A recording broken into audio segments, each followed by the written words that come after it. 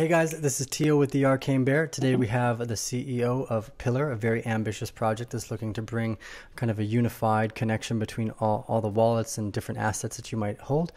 So David, welcome to the show. Thank you. Hey, so we were just chatting before the show here, and I figured we'd go with the first question that we were running into is basically tell us what your goals and what your dream is with the Pillar project.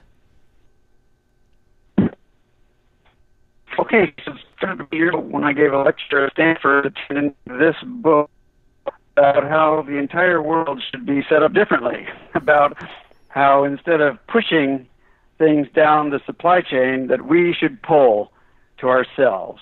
And so that just things together several months ago, and I was able to convince a bunch of excited volunteers that we should have an ICO to make the wallet into your personal data locker and your personal assistant.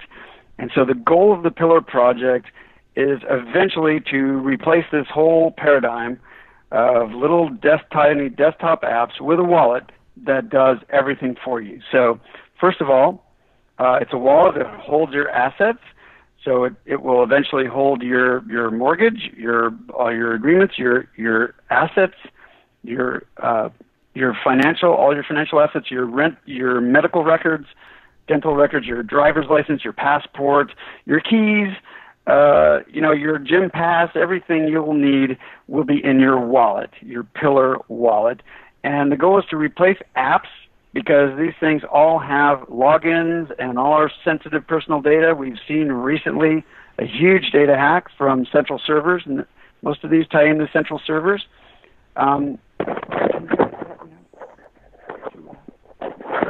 Thanks. So try to get the data out of data centers so that your most important personal data and assets are on the blockchain, and you have the private key to those assets, and no one else does. You have it.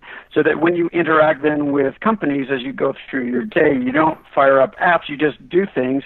You walk into a doctor's office, and it says, oh, would you like to register? Yes, I'd like to register. Or you go into a hotel room, and your phone just tells you what, you don't stop at registration. Your phone just takes you right to your room and says, here, you've got your room for the next 2 days. All of those, boarding passes and letting you into your building, all of those daily things you currently, if we digitized all that stuff, it would end up in apps. The idea is to make that all into services using your wallet. Then your wallet will get smarter and smarter and start to predict where you're going and how much your energy you're using and how much you're spending and all those things to really be your smart personal assistant to do things for you. Well, it's always nice to save time. I definitely know that even with the dictation app on my phone, when I can just speak what I want to write as an email, I'm saving myself very precious seconds of time. And it's always important to be efficient in accomplishing some of the goals and tasks we have at hand, especially because the future is required a lot of energy of us. So my first two questions behind that would be, obviously security would be a main point of issue and concern for most people. Storing that amount of data even though it's decentralized, storing that amount of information in any particular one place could be of a detriment if there were to be any hacks. What's your guys' plan for security and how to address just the layers of infrastructure that might be needed to do that? Right. Okay. So first of all, let's be cognizant of the fact that about $500 billion worth of valuable data and assets are stolen from data centers every year, and those numbers are getting worse. So what we're doing right now isn't working particularly well. Every single one of the Fortune 500 has been successfully hacked. And so if you look at schemes like they use at the Lika wallet, this is my Lika wallet. Lika lets you, on the Lika wallet security, and if you back up your 12 words, your private key, then that's what stores your private data. And the exchange, which works with your assets, can't touch it. They have half of the key and you have half of the key, so it's not on the exchange. So in the same way that Civic doesn't hold your data, our servers won't hold your data. Our servers just let you have your app, and you use the app and the associated servers to load your assets on your wallet, and it will be done with a multi-sig, so that you and the blockchain, are the only ones that have access to your information. Right, so the weakest point of the security line on the chain would be from whatever device you're potentially operating this platform from, whether it be like a direct Wi-Fi attack or a NFC or Bluetooth attack, etc. All that's true with most of our systems we have today. So certainly we're going to have really good people to help watch out for those things. Our goal is to have about 5% of all Pillar developers. Maybe I'll just cut that last little bit out here. Yeah. So when we were speaking before, you were talking about creating different types of phones for people to use, etc. And you also had a kickoff event in Slovakia. Is that correct? For you're looking to hiring and putting the team together. We had an amazing post-ICO event in Slovakia, and it just shows that, the people who really care are going to come, and they came from all around the world. There was one guy who came from Mexico, one guy came from Colombia, Malaysia, Africa. We had people come from all over, and it was about 60 people, and it was just an incredible chance to bond and learn and talk about how we're going to build this ecosystem, and our community that will do most of the work. So that was great. We had a meetup here in London a couple days ago, and I encourage people to have Pillar meetups all around the world, starting right now. And we have Wallet Camp. Wallet Camp is coming up here in London in about 3 weeks, and we'll have 2 days of prize-driven work by people trying to build interesting wallet features. And that's another way we hire, is just by working with people and having the experience of working together. We don't look at resumes, and we never interview people. You have to work with us to get hired. Yeah, that makes sense. It's usually the best way to test someone is just put them on a run and gun scenario and see how they react to the situations that are in front of them. It's the easiest way to tell expertise and the ability to break down a project and do troubleshooting to whatever's in front of you. A lot of it is culture fit and belief in our mission. I mean, I would say that alignment and commitment to our mission is probably more than half of what you need to get a job with us. Yeah, I've actually been feeling that with what we're doing here at the Arcane Bear, that if you've got that vision and check the heart in the right place, that people want to jump on board and make sure everything works. I feel that part of the ambitious project work quite smoothly over here. So basically the storage of your sensitive personal data here, which is obviously, again, elicits a strong concerns from these people, and your new data locker ideas. Is there any assurances to the early adopters? And because you have to still get a lot of integrations between these other companies, say like a Medicare or any of these ideas, are you offering incentivization or assurances to, say, someone like a medical clinic that wants to put the blockchain data into a project like Pillar? We want to do the right thing for people. We know that getting it off of servers is probably the worst way to do it. Centralized servers with small numbers of people watching your data. So, for example, the way Civic does it is pretty good. They give you all the tools to encrypt and store your own data. You can store it in any number of different ways you can choose, and they don't have a copy of it, so there's no way they can, for instance, the FBI could come in and say, okay, give us all your customer data. They don't have it. So we're going to do that, make sure that people have the tools they need. So I guess there will be kind of competition among, the services that will encrypt and store, and most of all, make your data meaningful, because what we don't need for identity is a scan of your passport, right? That's not going to plug into any systems. That's not a rail. That's a scanned document. So we need to go way beyond that and make data interchangeable and safe and encrypted.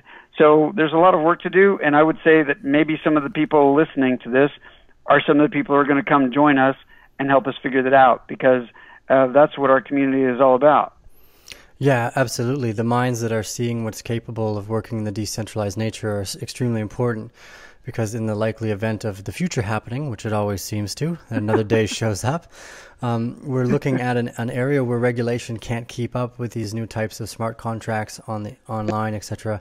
So essentially, I feel it already that a lot of these older systems are totally obsolete, and now it just takes the business models to come in and use this disruptive technology that we have to really show how obsolete they've become. So some of the proposed functionality of your wallet has been interacting with devices such as IoT, right, the Internet of Things.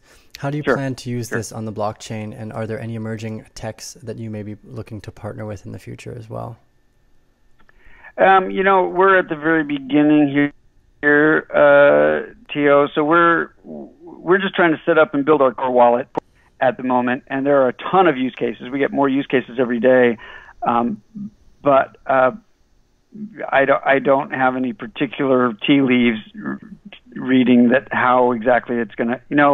If we have a good platform, then people will try a lot of experiments, and they might use IOTA, but they might use any number of other types of tokens or systems, protocols to interact with all kinds of things. You know what I want? I want so that my mom can use it. My sisters can use it. It's got to be so simple that what you can do with our system, I hope it's going to be impossible to shoot yourself in the foot, to screw up, to make a mistake. So our last question here was, you had mentioned writing it as a gray paper instead of a white paper. What's your thoughts behind your aim there? Oh, I've written a lot of white papers, and I've made so many proposals to so many people who've always said no my whole life, the last 30 years. We were thinking about an ICO and kind of working our way toward this idea, and I was the one who had to keep writing the white papers, and I got to version like 9.9 or something, and I just said, oh, screw it, I'm going to write a gray paper, and just to change things up a little bit. I don't know, no particular reason, just so I could rename the file something 1.0 for a change. No, it's fair. I like the idea behind it. One of my favorite artists and put his name to Gray. Alex Gray is a fantastic visionary artist, and there's something to be said about the visionary ideas of going from maybe what was looked at as the white and blue collared era to this new style of business. I know a lot of the guys that we work with over here are quite happy to be able to hang up their suits if they want to, and do something that they enjoy doing, regardless of what the standard of regulation is, which is what a white paper was. It was more of an academic thesis for what your company plans to do. And the gray paper is nice because it allows a bit more freedom potentially for the soft errors that we're likely to run into as well. So I thought that was a great little snippet. So is there anything else you'd like to leave us off with? Any roadmaps on the future that we should look out for? I want to talk about data privacy, if I may. Yeah, of course. There's a new set of laws coming into effect May 25th, I think it is, next year, called GDPR, General Data Privacy Regulations in Europe. And the United States hasn't followed suit. Switzerland probably will, and other places eventually will. Now, this is a pretty heavy-handed set of legislation from the EU. It has 8 major components and, 60-something requirements. And if you don't comply on May 25th next year, you're going to get fined heavily. So it's about consumer data privacy, making clear to your customers what you're doing with their data, giving them the right to see their data, export their data, and something called the right to be forgotten, which is going to be tricky in the case of like healthcare, where the other side has a right to keep your records as well. And it's right now causing a lot of confusion. And if you think about accounts, we all have a lot of accounts, right? We have a lot of logins, and our data is stored in a lot of places, not just apps on our phones, but all the tabs on our web browsers. There's cookies and accounts and settings and data working for us, right? All the time. And what they're going to have to do, all these companies that have accounts, and that's most, are going to have to call some consultant and get them to put more cloud software around their cloud software to try to make it compliant so that they can do all these various things that they have to do according to the law. And that's just adding more and more software and more expense to all these companies and more vulnerabilities for people because those assets stay concentrated and now there's more moving parts. So we have a simple solution. It's called get rid of accounts. Why do we need accounts anyway? How about, and if I could just show you quickly, well, another time we'll talk about tokens. I've got a book on tokens coming out. But if you could just have all your data right here on the phone and just interact with services like your insurance company or your bank, your any place you do any investing, even just like getting on the bus, you just can use tradable API keys. You could use API keys for that. Or even your passport and your boarding pass. It's not a tradable, but it's an API key that belongs to you, and you can just send that from your phone, and it doesn't have to be on their server in an account. So just to rip accounts out, put data on the phone, and let people manage their own. You're AutoMR compliant, not blind vendor that's got you now in their clutches for the next 20 years of software revisions. Everything about our system is open source, and the account problem has vanished. And the concentration of data and valuable assets has vanished. So it's just a better solution. We're calling on people around the world to help us quickly jump in and build this GDPR compliant wallet so that companies have a different choice when they go to, overhauling everybody's account and adding all this specialty software on top of it.